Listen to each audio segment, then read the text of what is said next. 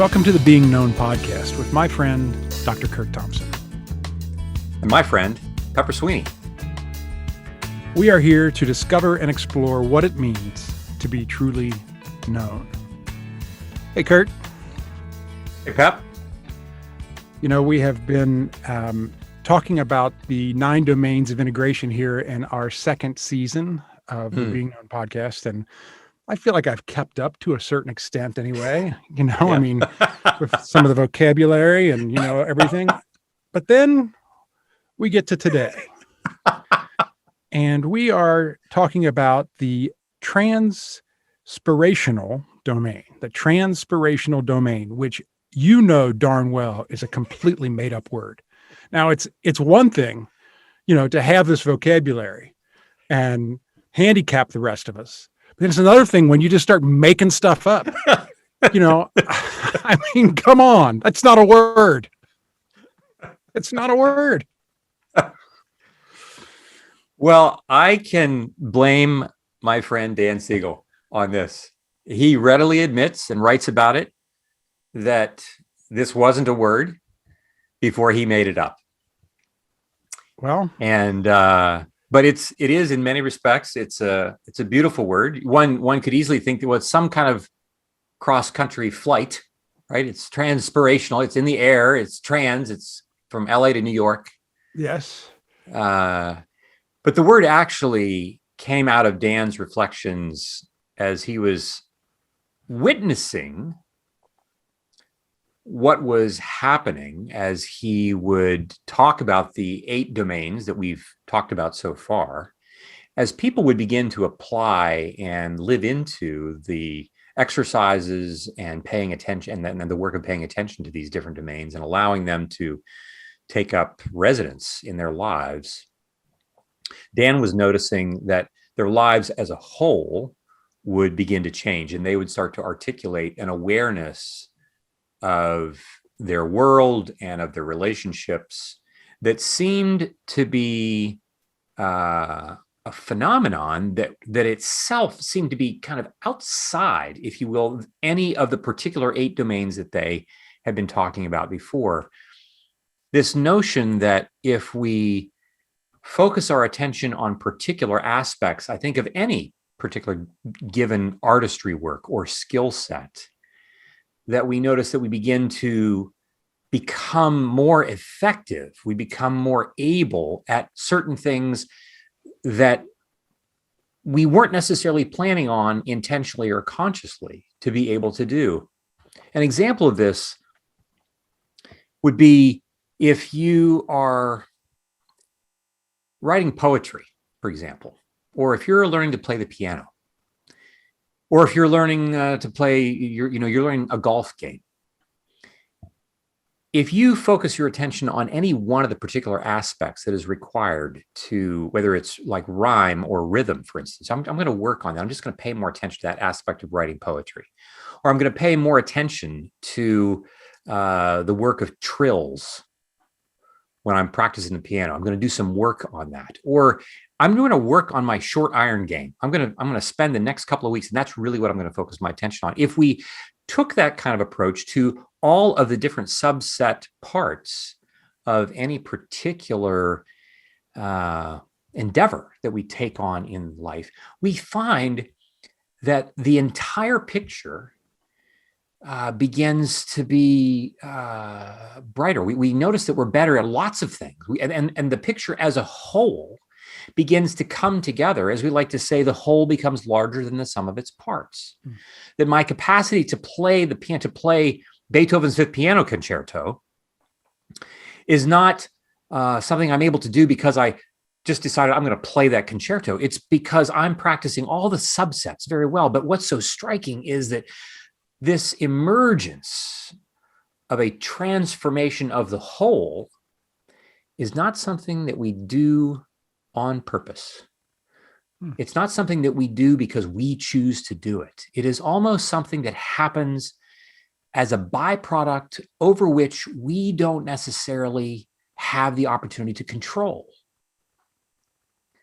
And there are so many different ways that this applies to our lives as human beings. And what we're really saying that with this word transpirational, we're really talking about trans across and then spirational, having to do with breathing, to spirate, right? The spirational rate of a person is our breath rate. Right. That it is breathing across domains. It is this breath across domains. Now, I know it's interesting. Dan is not a person of Christian faith. And I don't know that he would even be aware of this, that one of the primary metaphors that is used about the presence and activity of the Holy Spirit in the biblical narrative is that of breath, is that of this breath that is within us. And it is the wind, right? And Jesus talks about how in John's gospel, the Holy Spirit comes and goes as it will. And we don't decide where and when and how that's going to happen. That's God's business. Of course, I wish that were different. I mean, I know that we all have ways in which we can think about you all who are listening, you can name the parts of your life, in your life with your friends, with your work, with your spouses, with your children, with your parents, with your enemies. You can name those places where you want to be able to control where, when, and how the Holy Spirit blows into the room. Right? I want the Holy Spirit to come and bring a fresh wind into this particular space. And I want to be in charge of that. And there are so many ways and times in which I want to be in charge of the Holy Spirit's story, right? I want to tell the Spirit's narrative. I want to decide where and when it comes and how it comes. But we don't get to do that in the same way that children don't get to decide what their parents are going to decide about them and about their family, because that's not my job. But I often find myself worried that if I'm not able to focus my attention on the entire picture, the entire story, all at once, with equal power and capacity to regulate it, to have agency over it, that somehow something's going to fall through the cracks. But what Dan was pointing out, and I believe what the biblical narrative points out, is that we are not asked by Jesus to control the world. We're not asked to be in charge of every single thing all the time. We're asked to be in charge of one thing at a time, whatever that thing is, one domain at a time. And that when we practice paying attention to what I'm paying attention to, and this week, that's what I'm going to do. And next week, I'm going to pay attention to the vertical domain of the mind. What is my body doing? And the next week, I'm going to pay attention to the communication between my right and my left hemispheres, the horizontal domain of the mind, and so forth and so on. I'm going to practice these things. And what we come to discover is that the Holy Spirit is working to weave these things with each other across domains and saying to me, Kurt, I don't want you to worry about this particular domain that you're not paying attention to today. I have that. This is particularly acute when it comes to certain interpersonal domains, when I have relationships that I feel like I can't, that they're imperfect, or that I can't get them perfectly well or right. And I just need to find the thing that I can do. Yeah. And Jesus is saying, no, your job is not to do that. When he says, in this world, you're going to have tribulation, but be of good cheer. He doesn't even say it's okay. He doesn't even say don't be afraid. He says, actually, be of good cheer. I'm like, really? You're asking me to be of good cheer when I'm facing this thing in my family? When I'm facing the marriage that's fracturing? When I'm facing our child's substance abuse problem? When we're facing the cancer? When we're facing the job loss? When we're facing the isolation from pandemic? Be of good cheer. Really?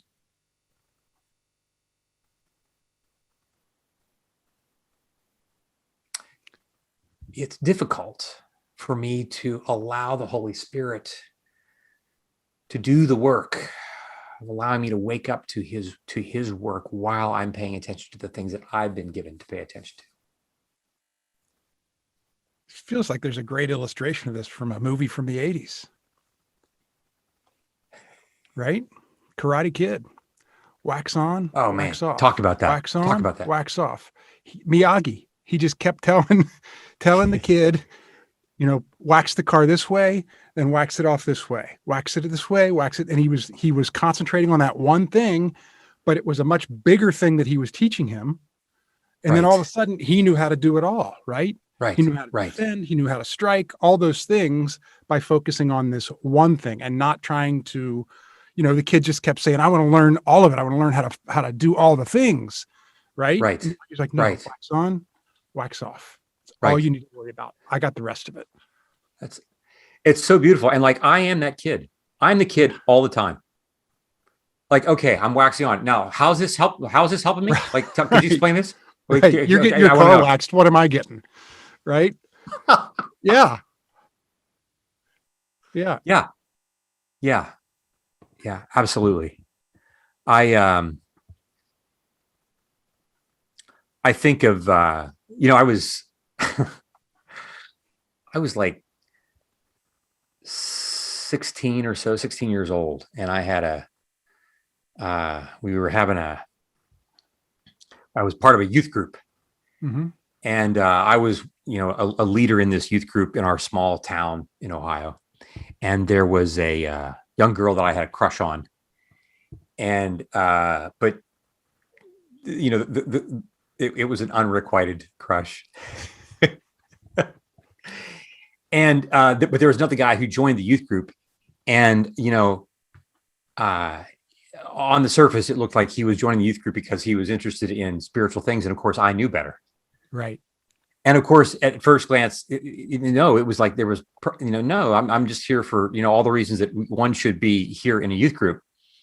And I mean, you mean, oh, the brunette over there in the corner. And of course, no. And then, of course, it all came out on this one retreat that we were having.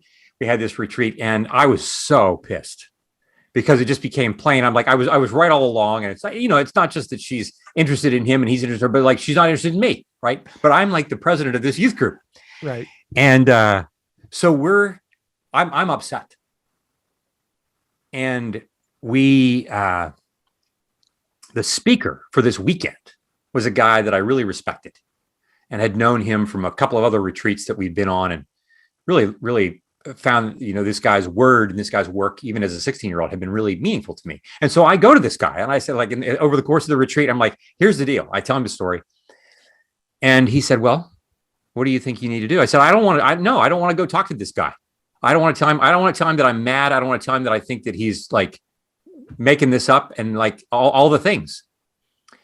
And he said, so, so not doing that, you think that's going to help things? That's going to help things. I'm like, ah.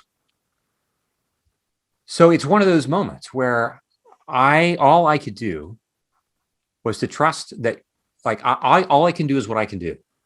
And so I'll never forget, we're sitting in this room, he and I, and we have this conversation in which I say, I don't say to him, I think you're being a dirty, rotten scoundrel.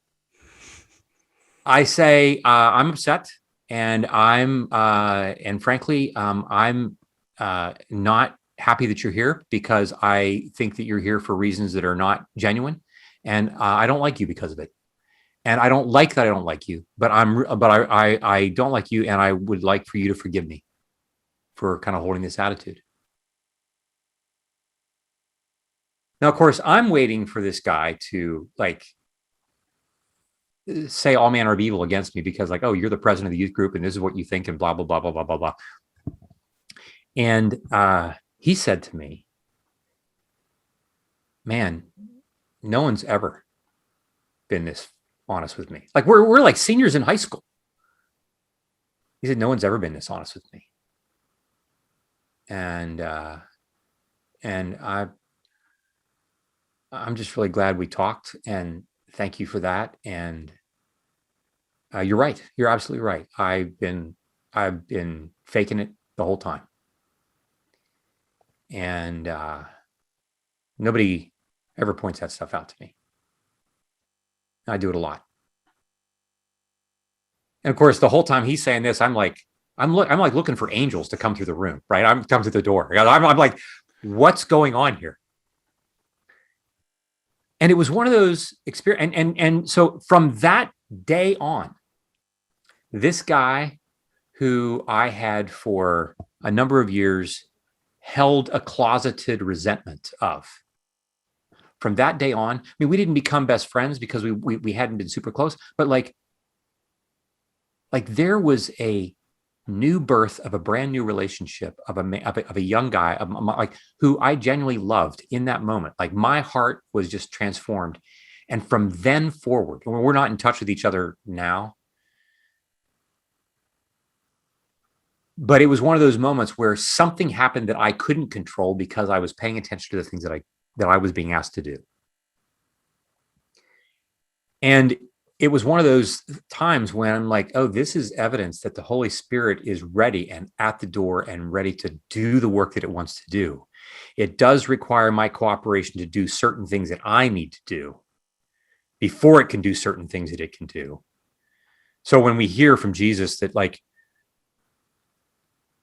oh, you of little faith, there's this sense in which Jesus is calling us to step into who we are meant to be. Kurt, take the courage to step up and have the conversation. I want you to be comfortable and confident in your own skin that you can tell the truth and you can be loved and you will be okay. That's what I want you to. I want you to be that person who's a truth teller. That's who I want you to become.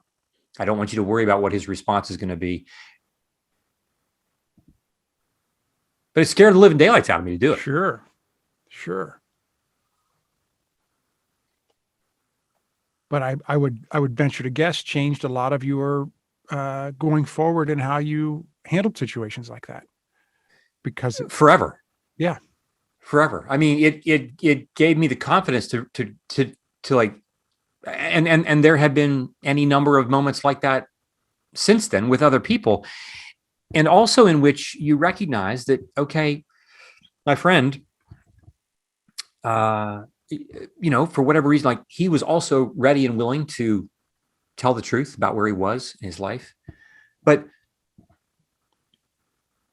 I don't know that for sure. And this notion that we're actually called to pay attention to each of these domains and to live and act into them.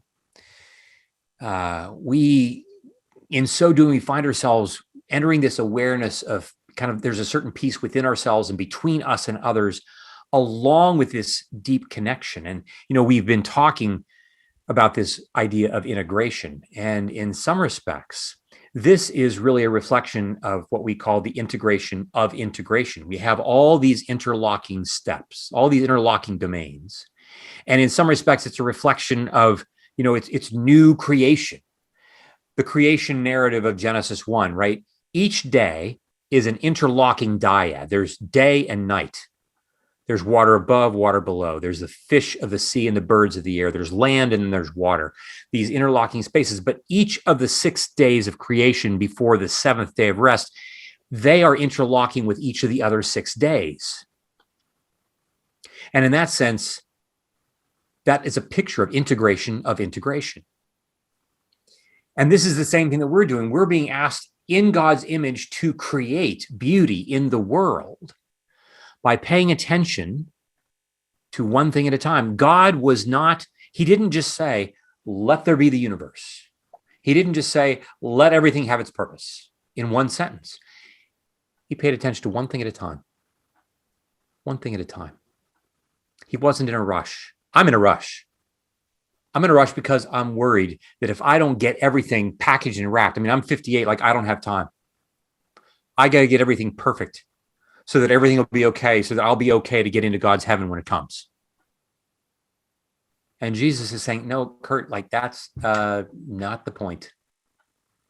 The point is to be loved in this moment as you do the work that has been prepared for you to do in this moment, and not to be in charge of everything at the same time. That's my work. My work is for you to do the things you can do so that you can breathe, that transpiration, so that you can breathe easily, that you can exhale, as I do the things that I do. I think we've mentioned this before when we talk about Vedran Smilovic, the cellist of Sarajevo, and he was not a peace broker. He did not decide one day to take his cello and go out and make peace for the world. All he could do was go and play the Adagio. That's what he did. And he did that over and over and over and over. And out of it, new life was made. New life was born, even in the face of the shelling that continued. That act of beauty, that act of perseverance, that act of paying attention to what he could pay attention to. So I think I want you all to, we really want you all to know that the beauty that is emerging in your lives as you attune to and live into each of these domains is ultimately not beauty for which you have to worry about having the final say or being ultimately responsible.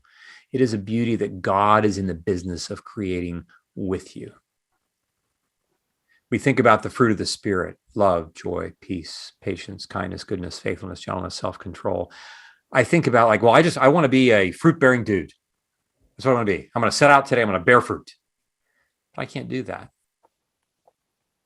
I have to decide today I'm going to really work on being faithful. And of course, the moment I decide to pay attention to being faithful, I discover the myriad ways that I'm not. When I decide that I'm going to work at being patient, I suddenly have a plethora of opportunities in which I'm not feeling very patient. Well, how am I going to be kind and good if I can't even be patient? Well, this fruit, hence the whole notion of Paul's use of this language, is not unlike what we do with any kind of farming. We can provide the proper conditions, but I cannot guarantee that the tree will bear fruit. I can't guarantee it. I can't guarantee good outcomes.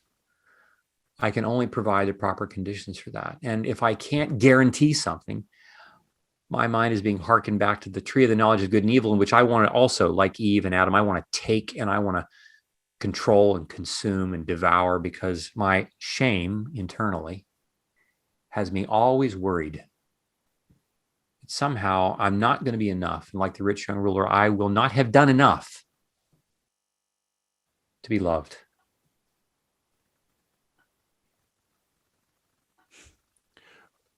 What happens to us if we don't focus our attention, if we try to be responsible for all of the things all the time? What happens to us?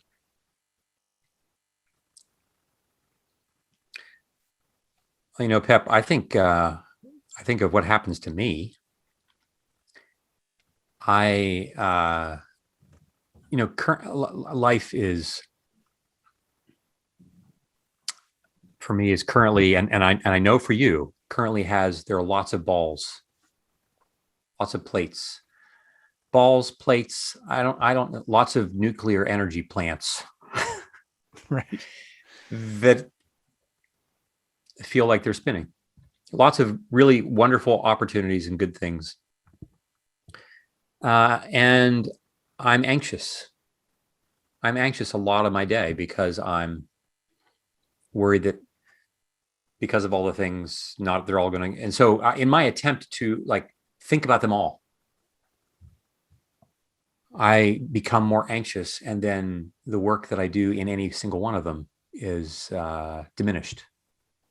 Right. It's kind of like,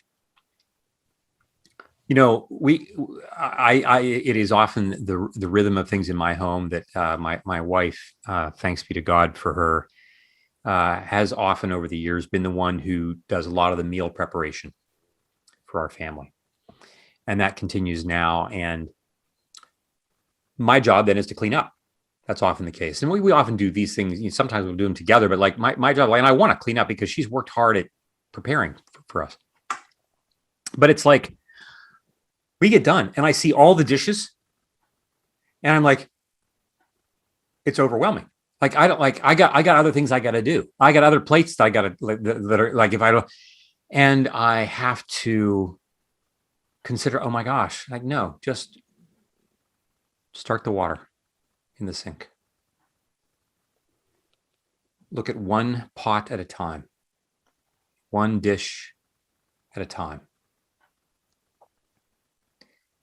And I have that felt sense of like, oh my gosh, okay, I notice that in my chest, things relax when I'm just going to pay attention to the cutlery. I'm going to pay attention to the glassware. I'm going to pay attention to the other things that we're going to wash, one thing at a time. And then it's been helpful. I mean, literally, this has been true for me in the last couple of weeks, where the dishes have become metaphors for my life.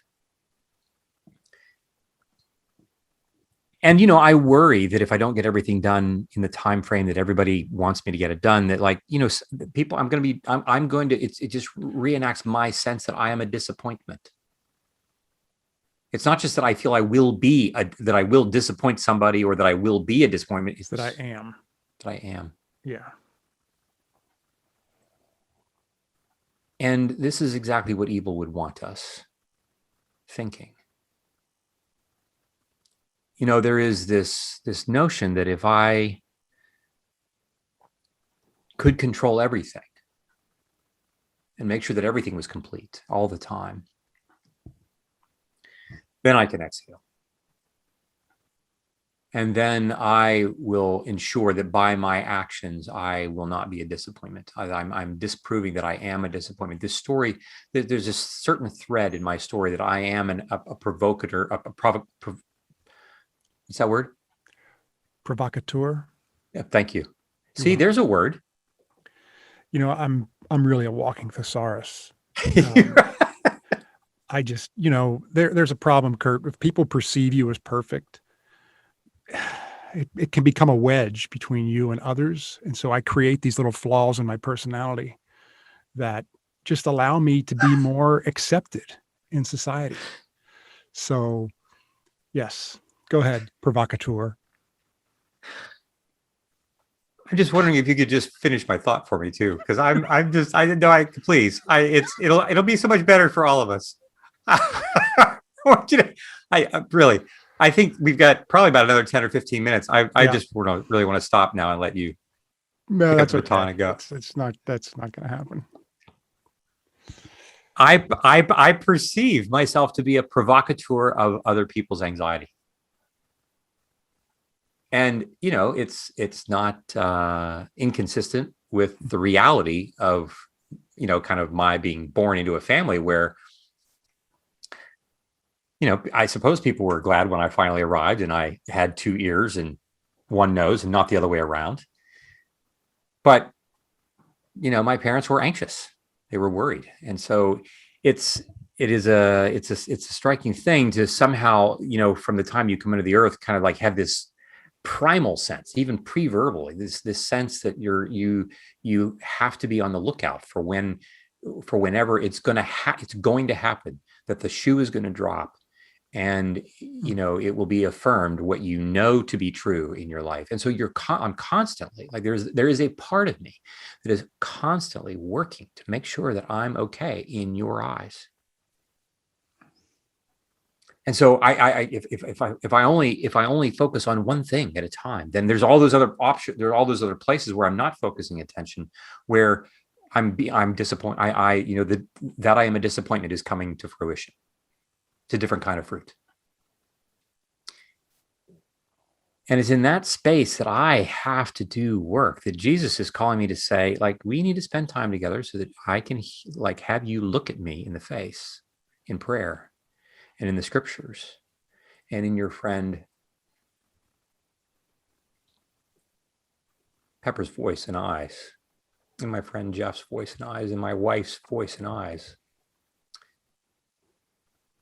to continue to heal that really old part of you that wants to continue to kind of like interrupt the conversation that Jesus is having with us, with me.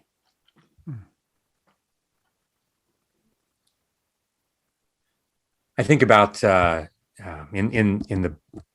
we have this new book that's coming, The Soul of Desire, which release date is October 5th, which grateful for that. And the foreword is being offered by Makoto Fujimura, and there are going to be 4 prints of his that are going to be in the book.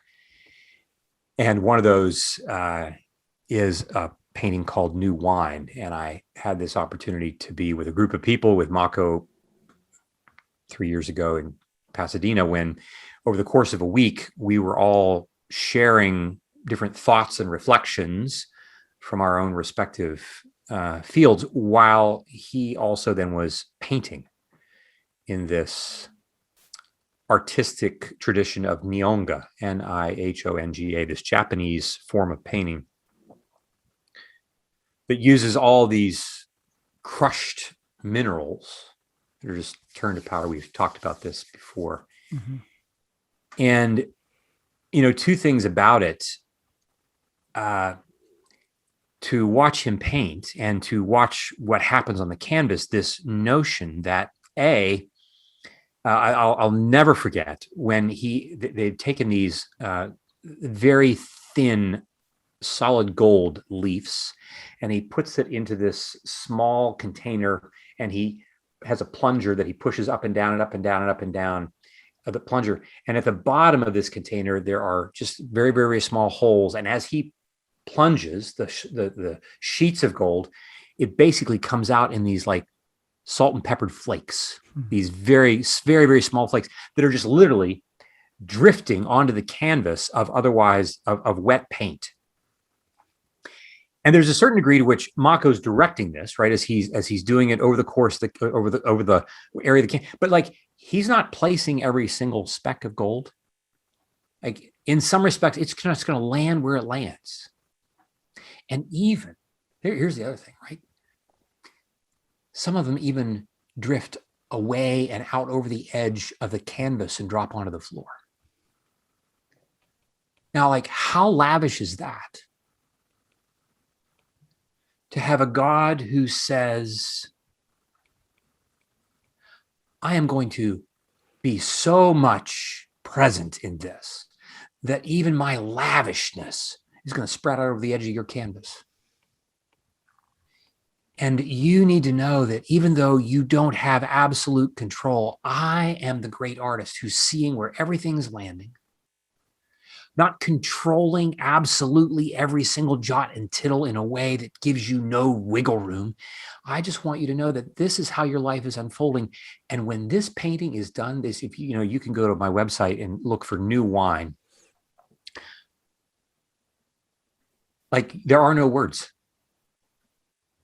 There are no words for the beauty that emerges from this. And of course, this is so counterintuitive to me, who thinks that, like, I like paintings that are realistic, right? Realism. Don't give me Mark Rothko. Give me, at least, Return of the Prodigal Son, right? Something that we have at least a picture of something that has its own beauty. But in this case, with Mako's work, this sense that God is working in a way that is both mysterious, and it is in the mystery that this beauty emerges, not because there's no control, right? There's, like, his skill set is very disciplined. He's paid a lot of attention to a lot of these different domains of his craft, in the same way that we pay attention to these different domains of integration. We work to become people of love, joy, peace, patience, kindness, goodness. Each of those fruit are distinct in their nature. And as we do, the breath of the Holy Spirit sweeps over the deep of our lives in the same way that it swept over the deep at creation. We find that we move to repair ruptures, like I was trying to do as a 16-year-old. We find that, like kintsugi, we mentioned that here before as well, we find that God is painting gold along the fracture lines. Beauty is being created out of our most difficult, broken places. We are living, breathing, pulsating examples of how Paul's confidence that he who began a good work will complete it.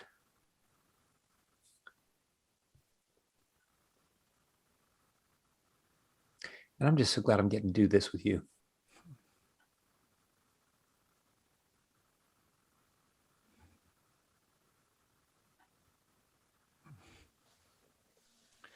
And I love this picture of Mako with the gold shaker, and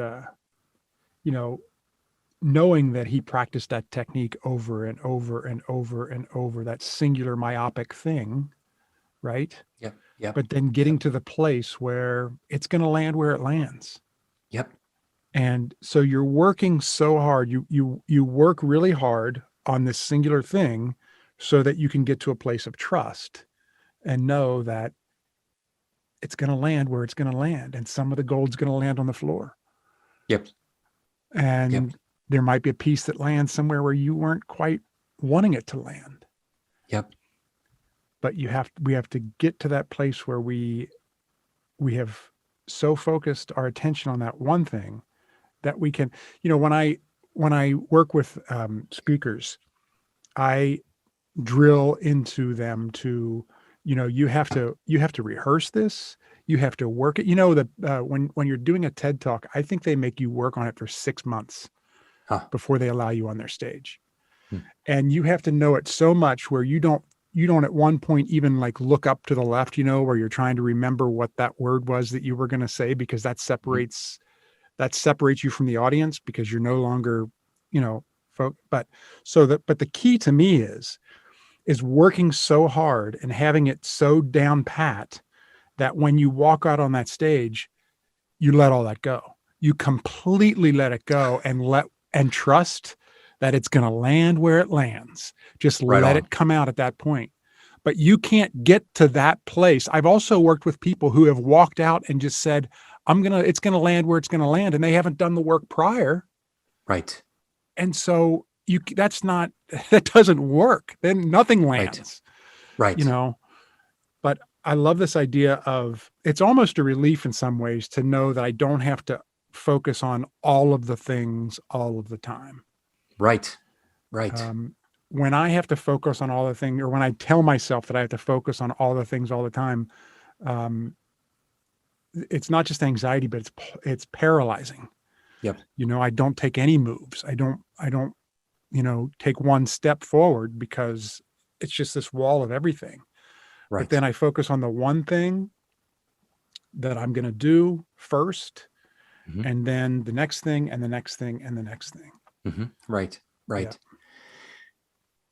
The TED Talk example is really beautiful. I think it's because you all have listened to TED Talks, and you get a sense that when you're listening to that speaker, it's 20 minutes. It doesn't seem like it's that big of a deal.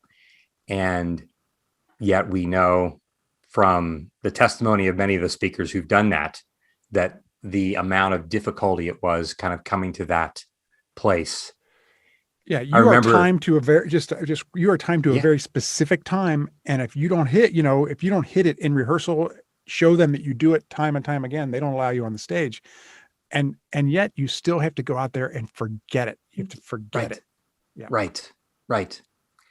Well, I think one of the tasks that we pay attention to, and different domains have different times at which they rise to the occasion to be more important. And I think about this interpersonal domain, and I think about the notion within Christian spiritual formation and this, and interpersonal. I think about the state domain, this sense of transitioning from solitude to community, this rhythm of back and forth from solitude to community, that I need both. I need time in solitude I need time for reflection and meditation and prayer and scripture. I need time for silence.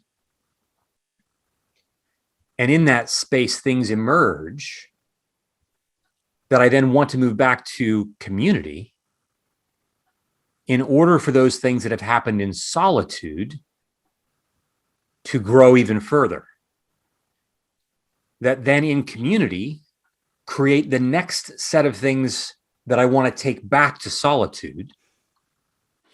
And that reminds me of, how it is that, when we talk about the way that we actually look at each other, human beings look at each other. When we gaze at each other, we don't simply just stare with absolutely no movement of the eye.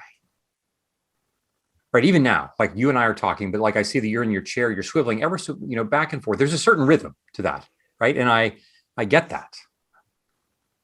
I wish I had a swivel chair. wish I could match you. I'm going to try. I'm just going to. So if you start to see me do this, but this sense that the eye wants to look and then kind of look away and then look back and look away. Newborns and infants, as they are developing, and when we look at them, we want to look at them as parents, but we have to give them an opportunity to look away from us in order to come back, to look away and come back. And there is a sense in which you see children then do this when they're starting on their first adventures, things that they're going to try, they're going to be difficult. They're trying their adventure, but then they look back at mom, they look back at dad, they want to see. And this is this sense of looking at Jesus, this sense that we are always wanting to paying attention to where we are and looking up and glancing at him, and paying attention to where we are and looking up and glancing at him. Solitude to community. While we are doing the individual work of each of these domains, we are simultaneously having the opportunity of glancing at Jesus, gazing at Jesus, and returning to the work in front of us, such that his breath is breathing across all those domains, making the whole greater than the sum of its parts, conforming us to his image, ushering in the kingdom of God on earth as it is in heaven. That's great. That solitude to community, community to solitude.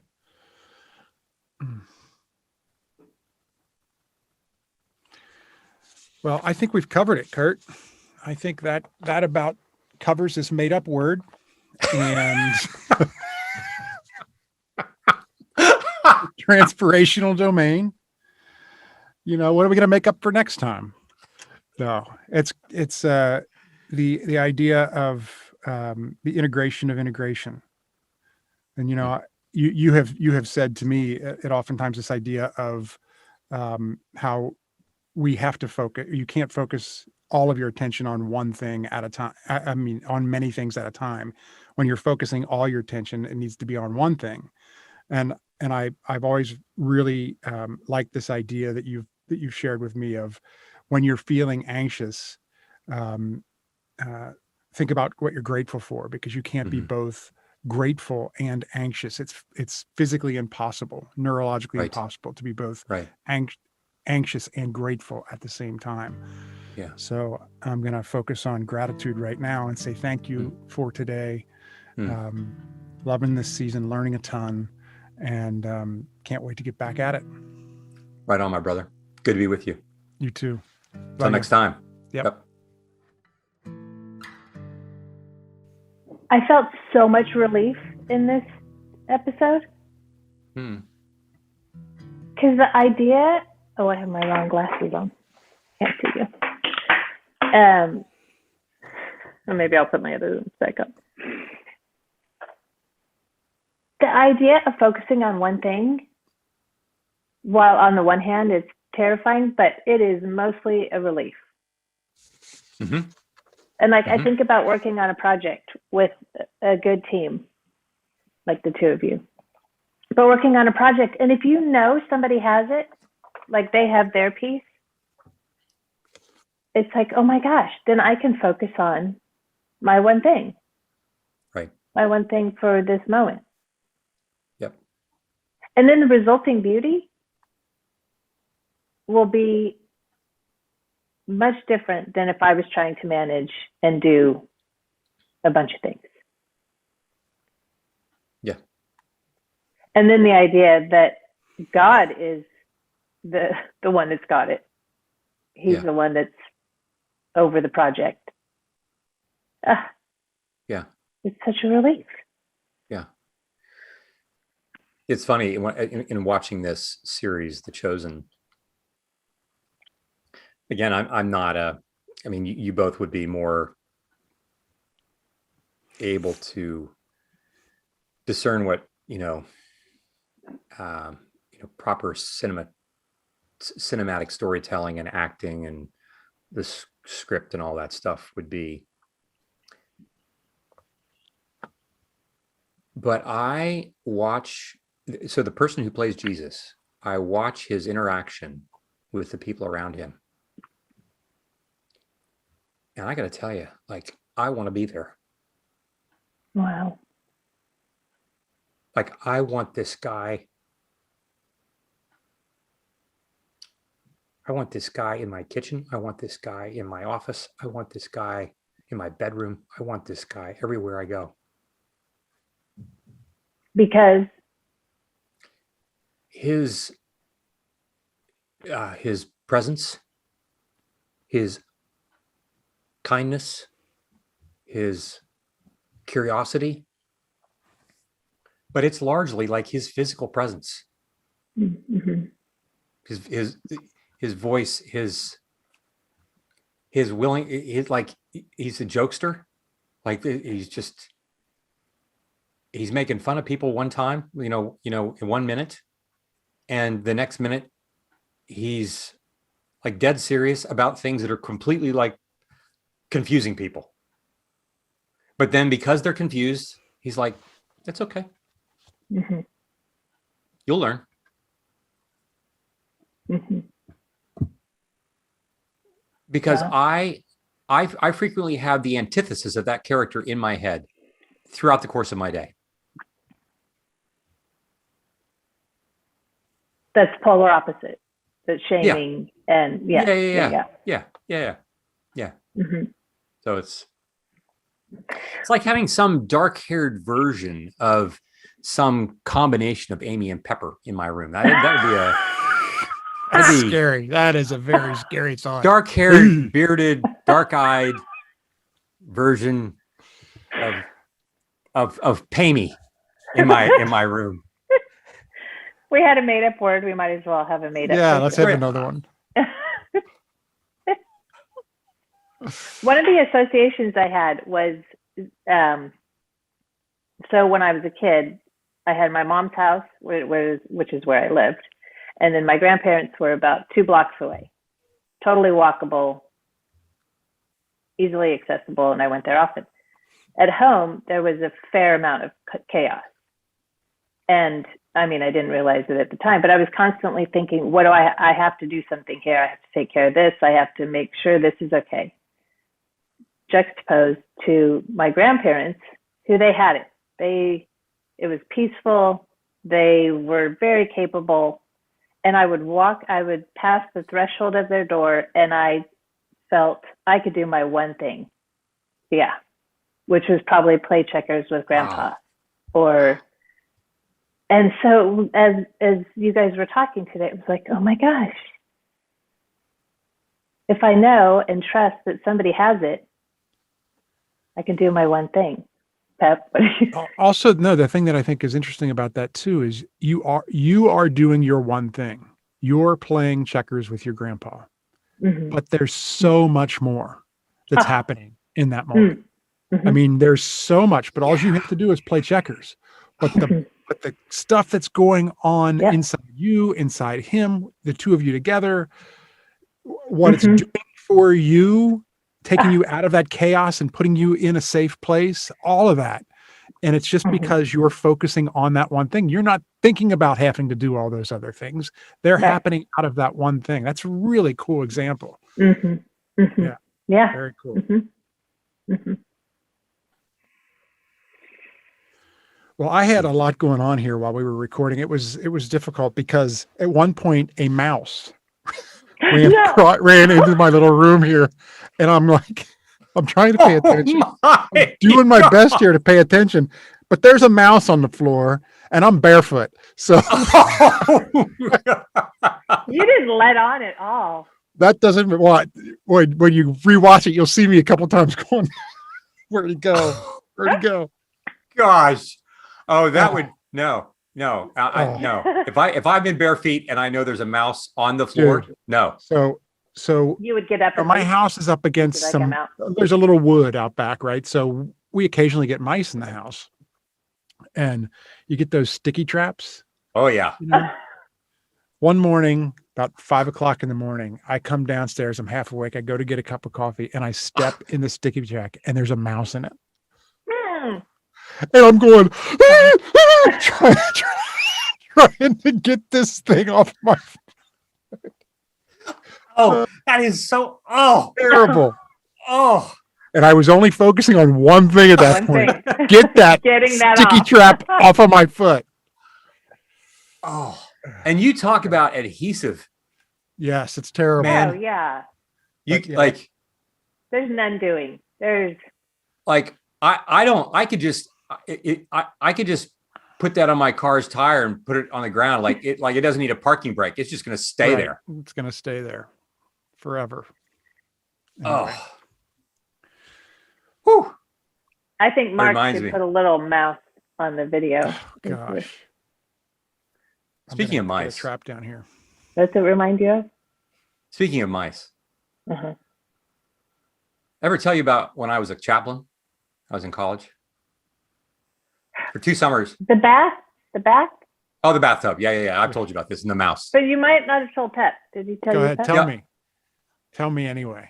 I want to hear it again. I didn't have a shower. I had this bathtub, and it was in the basement. In the basement of this cottage, it was just cinder block. Like there was nothing. It was like there was the bathtub. There was the riding lawnmower that they used. I'm taking a bath with a lawnmower, right? It's just a junk space. And the bathtub is just a tub. Like there's no plumbing to it. It's just a tub. And I'd have to it's like a bucket, right? Then like if you would bring water. I'd bring buckets of hot water down. A huge bucket. It had a drain. Had a drain. But it had no faucets. No. And there was a hose. I'd bring the hot water down into buckets, and then I would counter it with the hose with the cold water to make it, And there I am sitting one Sunday morning, and up the wall comes within 8 inches of me. Up comes this. My bath water has never been dirtier. Oh. Nasty. Hate that. Anyway. I can't believe you had a mouse. Oh, that was just one of multiple mouse stories in that place. Amy, did you have anything else that you wanted to reflect on? I did think about what you said, Kurt, and you hit the gratitude and anxiety thing, Pep. But Kurt, you've also talked about lift weighting. If you do lift weighting, or if you weight lift, that you can't. If you're lifting weights, you can't be anxious either, or you can't. It's very hard to multitask if you're lifting weights. Yeah, or you crush your larynx. Yeah. Right, and you care about that. Like in the moment, you think that other thing can wait. I'm gonna save my larynx. Yeah. Right. Yeah. No, it's true. It's really true. Yeah. So. All right, guys. Next week.